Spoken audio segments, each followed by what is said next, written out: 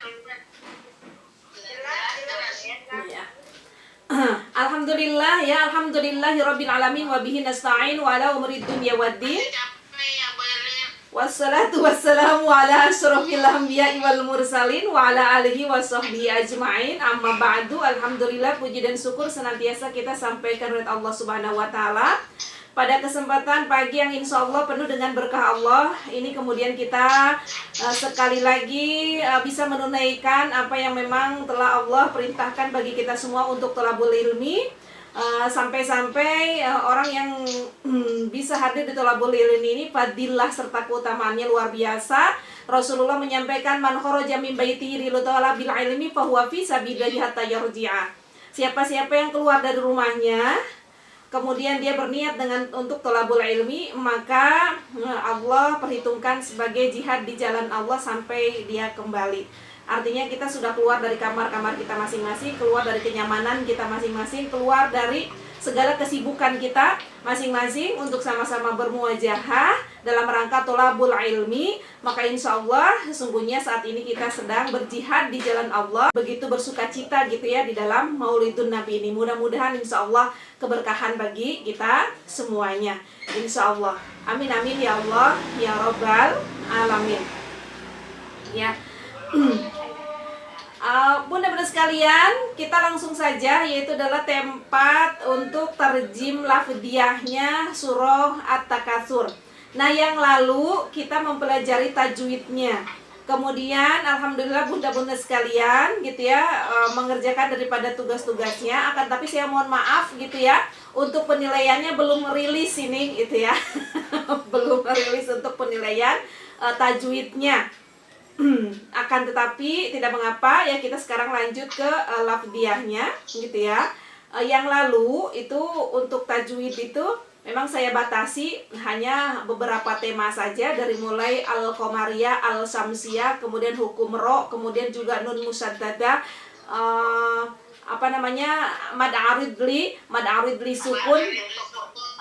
Iya, jadi saya batasi di situ supaya bunda-bunda sekalian bisa lebih fokus gitu ya, tidak terlampau melebar ke mana-mana.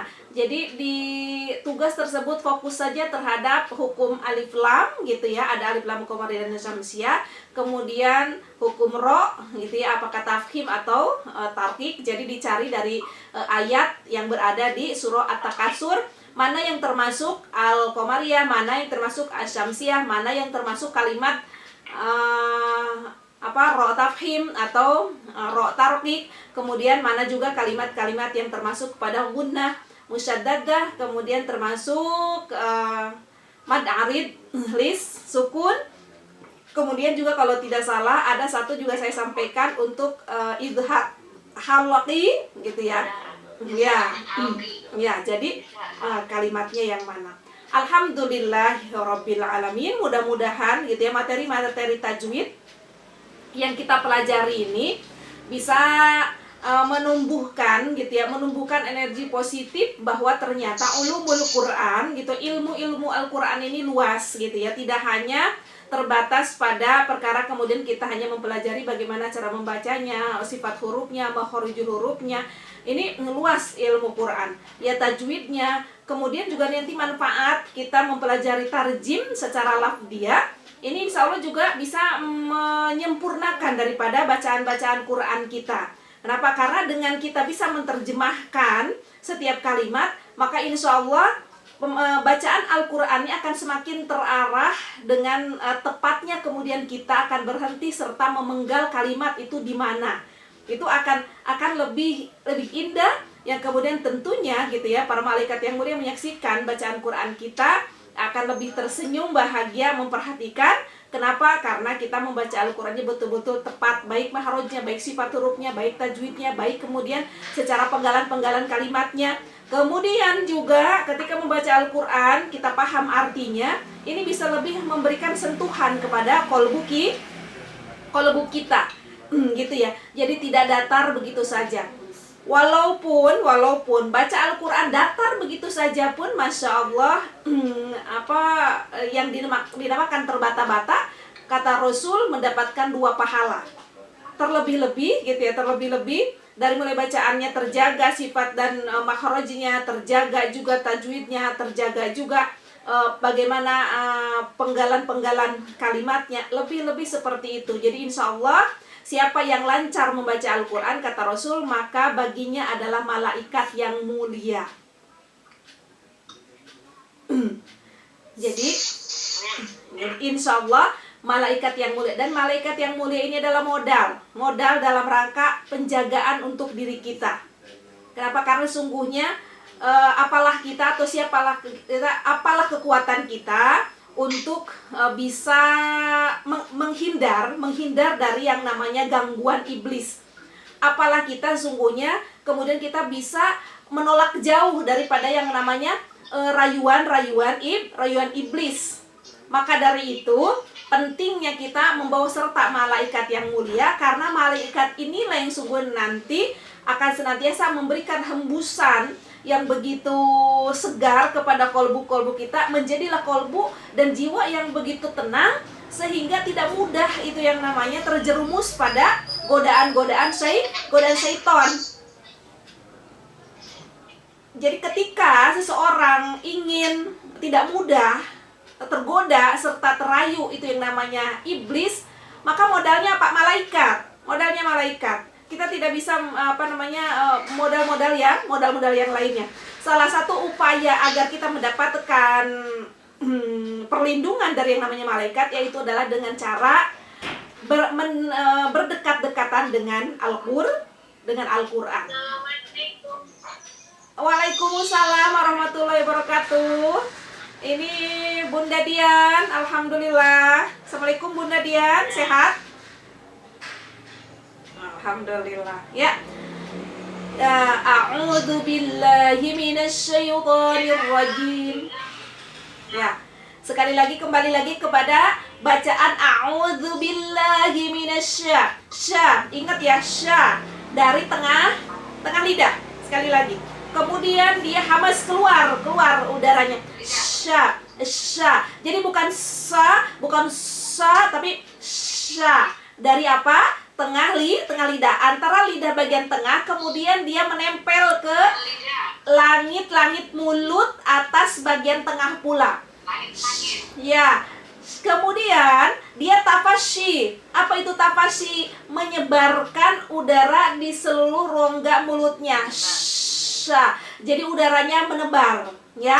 Maka sya. A'udzu billahi minasya. A'udzu billahi minasyaitonir rajim.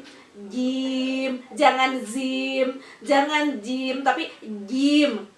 Jim juga sama dia dari mana makharajnya, yaitu adalah dari tengah lidah bertemu dengan langit-langit mulut bagian tengah pula. Jadi dia satu makhraj, ya. Jim ini satu makhraj dengan shin. Jim ini satu makhraj dengan shin dan satu makhraj lagi dengan ya. Dia 3 sekawan ini antara ya, shin dan jim, 3 sekawan. Makhrajnya dari tengah lidah bertemu dengan langit-langit mulut bagian tengah pula. Akan tetapi dari ketiga ini walaupun satu kandung gitu ya, lahir dalam satu kandungan, berbeda sifat. Shin sifatnya hamas, jim sifatnya adalah jahar. Kemudian ya juga sifatnya jahar. Kemudian shin sifat kemudiannya adalah rahawa, sementara jim ini adalah syiddah. Kemudian Masya Allah, akan tetapi ada sifat huruf yang sama di antara ketiganya, yaitu adalah sama-sama istifal, gitu ya, sama-sama istifal. Kemudian sama-sama pula apa?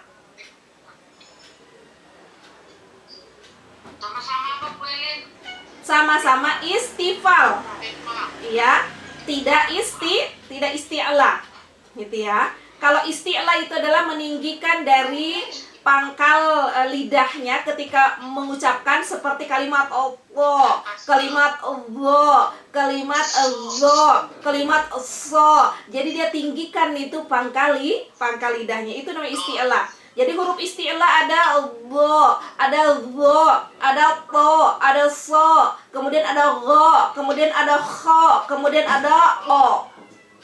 Iya, jadi rata-rata o. Itu ya tidak termasuk ro ya. Jadi huruf isti'la itu ketika pelafalannya diangkat itu pangkal lidahnya. Bukan yang diangkat itu adalah mulutnya. Misalnya so, ko, bukan mulutnya. Yang diangkat adalah pangkal lidahnya ko, go. Wajar mulutnya seperti ini, tapi tidak berlebihan. Ko, enggak, tidak seperti itu. Tapi ya ko, go, kemudian kho, kemudian so, kemudian go, kemudian go, kemudian to. Gitu ya. Itu huruf-huruf apa? Isti'la. Nah, sementara shin, ya, jim, dan itu adalah huruf-huruf sifatnya adalah istifal. Kemudian ada tambahan untuk shin ini adalah tafashi. Tafashi ini harus menyebar di rongga mulutnya itu udara. A'udzubillahi minasyaitonirrajim. Bismillahirrahmanirrahim. Bismillahirrahmanirrahim. Ingat ya, Bismillahirrahmanirrahim. Alhaakumut takatsur. Alhaakumut takatsur. Alha. Nah, bunda-bunda sekalian melihat kalimat alhaakumu. Ini ada dua ya. Jadi alha dan kum. Alha dan apa? Kum. Ya. Alha ini telah menterlenakan. Telah melalaikan. Boleh menterlenakan atau melalaikan. Jadi alha itu sifatnya terlena kemudian dia abai, gitu ya. Jadi sifatnya itu lupa dia, kemudian akhirnya cuek-cuek saja, gitu ya. Alha telah menterlenakan, telah melalaikan kum kalian. Apa yang menterlenakan? At-takasur. Sikap bermegah-megahan.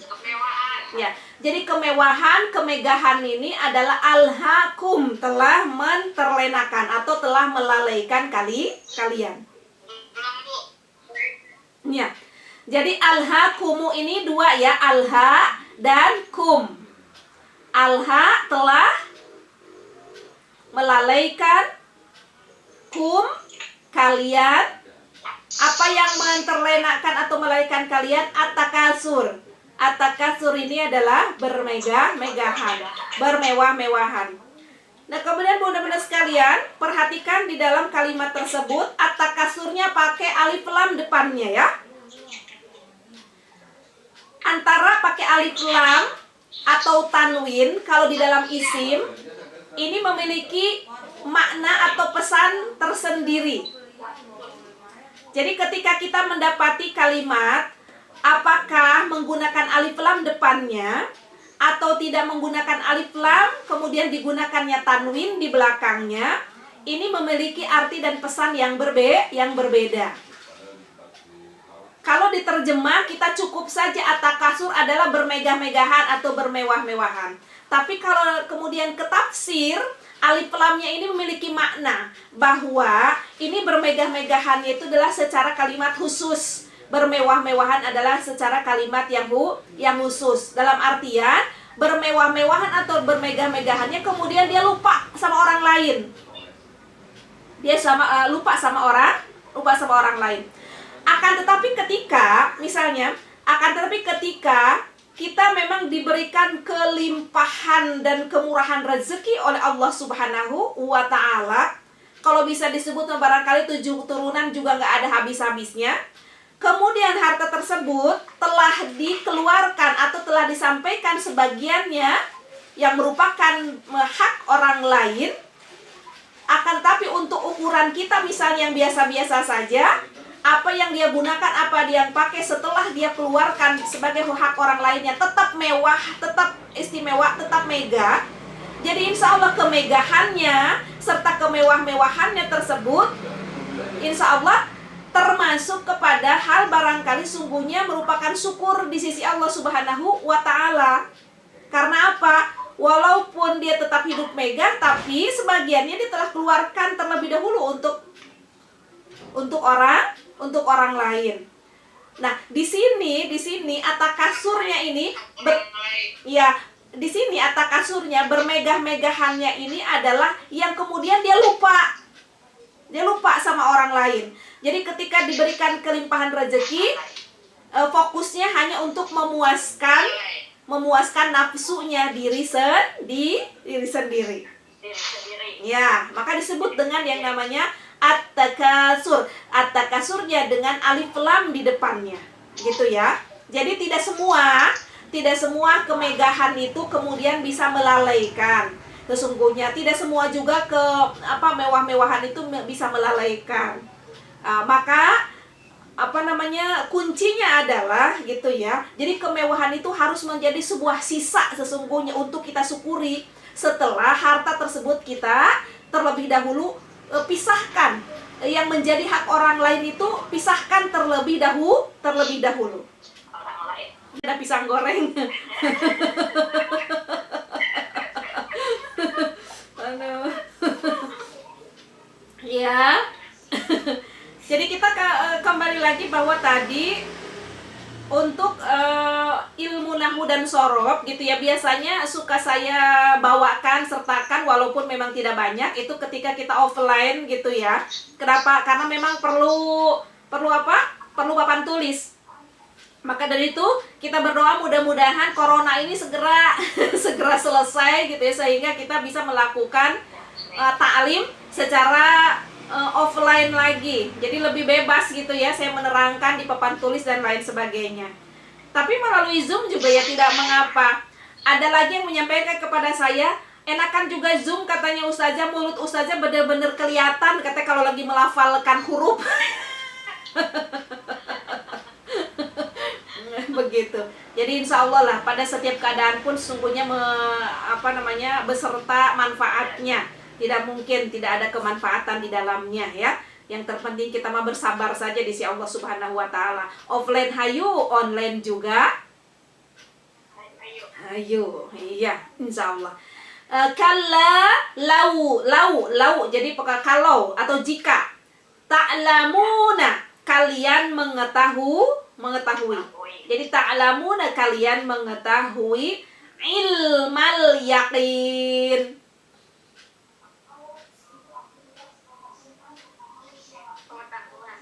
Ilmal yakin, pengetahuan yang apa? Pengetahuan yang yakin. Yang pasti. Ya, yang yakin, yang pasti. Kapan pengetahuan yang pasti itu terjadi? Ya kalau kita sudah masuk kuburan. Kalau kita sudah mati, barulah kemudian kita akan tahu secara pastinya, secara yakinnya, bagaimana bahagia atau tidaknya. Bagaimana kemudian bagus atau sulitnya, atau sengsaranya, atau celakanya, barulah kemudian kita nanti tahu secara yakin-yakinnya kalau memang sudah masuk ke dalam kuburan. Jadi insya Allah mudah-mudahan surah yang pendek ini bisa mengingatkan kepada kita bahwa sekali lagi kita ini adalah ibu-ibu camat. Iya, ibu-ibu calon mati. Maka persiapkan diri. Salah satu kita kemudian memaksakan berjuang untuk hadir di kajian ilmu, abaikan itu online ataupun offline, ini juga dalam rangka mempersiapkan diri untuk rumah kematian kita yang bahagia. Sebelum ke rumah masa depan di akhirat nanti, kita akan transit terlebih dahulu di rumah sementara. Jadi kita sedang berada di dunia, ini juga rumah sementara. Nanti kita akan masuk ke alam barzah, itu juga adalah rumah sementara. Tadi di rumah sementara ini memang sudah diberikan gambaran apakah nanti rumah masa depannya itu seperti apa, sebenarnya sudah tergambarkan. Ketika di dunia tergambarkan rumah masa depan depan itu nanti luas, sempit, mewah atau tidaknya dengan amal-amal solih kita. Kita senantiasa harusnya muhasabah setiap saatnya. Apakah kira mudah kita mendapatkan nanti rumah masa depan yang bahagia tersebut? Kita bisa sungguhnya bermuhasabah di dunia ini. Tapi bunda-bunda sekalian, ketika kita bermuhasabah kemudian kita mau berubah gitu ya, jangan lupa bahwa ada hal-hal kecil akan tetapi nilainya besar. Terkadang kan kita berpikirnya suatu pekerjaan yang besar, amal yang besar, kemudian ternyata tidak mampu melakukan gitu ya, akhirnya depresi sendiri. Maka jangan hanya fokus pada amalan-amalan besar. Ada amalan-amalan kecil akan tetapi menjadi sesuatu yang besar di sisi Allah Subhanahu wa taala. Apa salah satunya? Itu adalah zikir, zikrullah melalui lisannya dan hatinya. Zikir dengan lisan melalui bacaan Al-Qur'an, zikir dengan lisan melalui kalimat-kalimat thayyibah. Salah satunya yaitu adalah subhanallah, subhana rabbiyal azimi, subhanallah wa bihamdihi subhana rabbiyal azim. Bahwa ini dua kalimat betul-betul disukai oleh Allah Subhanahu wa taala yang kemudian bisa memberatkan timbangan akan tapi sungguhnya ringan di lisan. Jadi kita juga tidak boleh abaikan kepada hal-hal yang kecil yang sungguhnya mungkin mudah untuk kita lakukan. Insya Allah. Dalam rangka apa? Mempersiapkan diri bahwa kita nanti akan masuk rumah transit sementara di alam barzah yang disebut dengan tempatnya yang disebut dengan kuburan, makbaroh, yang jamaknya adalah makobir. Jangan sampai nanti kita menyesal di dalamnya, sehingga kata Al-Quran, kalla lau ta'lamuna ilmal yaqin, ingatlah kalau kalian tahu dengan pengetahuan yang nyata, la tarawunnal jahim, la pasti. Lam di situ apa? Pasti atau niscaya. Tarawunna, kamu apa? Kamu akan melihat atau kamu akan mendapati. Kamu akan melihat apa? Al-jahim, yaitu adalah neraka jahim. Banyak ya nama-nama neraka, begitu pula juga dengan nama-nama surga. Ya, ada disebut di sini neraka jahim. Jangan sampai ketika sudah dimasukkan ke alam kubur, barulah kita memiliki pengetahuan secara nyata bagaimana sungguhnya akhirnya kita diperlihatkan berupa neraka jahim. Nauzubillah ya Allah. Kita mah ingin yang diperlihatkan itu adalah surga Firdaus, surga bersama siapa? Rasulullah Sallallahu Alaihi Wasallam. Insya Allah mudah-mudahan kita dipertemukan dengan surga, dengan Rasul di dalam surga. Iya, ada seorang murid bertanya kepada gurunya, wahai guru, bimbing aku agar bisa bergegas di dalam ibadah agar masuk ke dalam surga. Jadi kata muridnya, cara apa yang bisa kemudian menjadikan aku ini bergegas untuk ibadah supaya masuk surga. Apa kata gurunya? Gurunya menyampaikan, di surga nanti kamu ketemu Nabi. Mau nggak Bu ketemu orang yang selalu kita sebut-sebut namanya?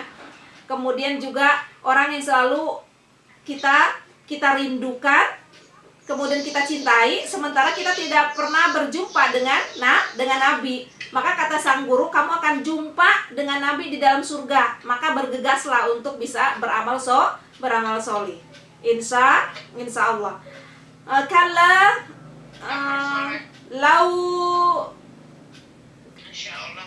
kalla lau ta'lamuna ilmal yaqin la tarawunnal jahim thumma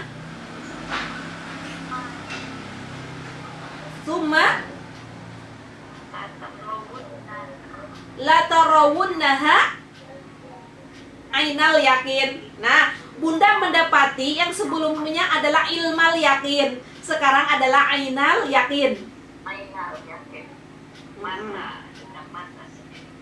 Ya, ainal yakin dengan mata kepala sendiri. Mudah-mudahan yang terkendala masih bisa diperbaiki. Kita lanjutkan. Kemudian sekarang ayat yang keberapa, bunda-bunda saya? Ya, yang ketujuh. Summa la tarawunnaha 'ainal yaqin. Ya, tadi la tarawunna. La pasti tarawunna. Tarawu itu adalah melihat. Kalian melihat. La pasti tarawunna kalian apa? Kamu melihat. Kamu melihat maksud saya ya. Ulang lagi. Kala ingatlah. La pasti tarawunna kamu melihat ainal yakin secara nyata. Secara pasti. Jadi kalau ain itu adalah arti awalnya ain itu adalah mata. Jadi ainal yakin melihat secara nyata melalui matamu. Gitu ya. Kalau ilmal yakin, tadi kan di atas adalah ilmal yakin. Ya, kalau ini ainal yakin. Kalau ilmal yakin, keyakinannya atas dasar ilmu. Atas dasar apa? Ilmu. Misalkan tadi bentuk Ka'bah itu apa? Kubus katanya. Kita bisa menyampaikan kubus padahal kita belum pernah lihat secara langsung misalnya. Akan tapi kita mendapati kabar gitu ya bahwa bentuknya seperti ini. Nah, kemudian setelah itu sampailah kemudian misalnya kita menonton televisi bahwa melihat Ka'bah itu adalah betul bentuknya kubus. Nah, itu baru yang namanya ilmal yakin. Dari pengetahuan-pengetahuan kemudian kita melihat secara gambaran. Oh iya, Ka'bah itu kubus. Ketika kita nanti sampai ke Baitullah, Masjidil Haram, kemudian kita melihat secara ainal yakin, itu namanya ainal yakin. Betul-betul secara mata. Oh iya, kubus bentuk ini. Nah, itu pun gambar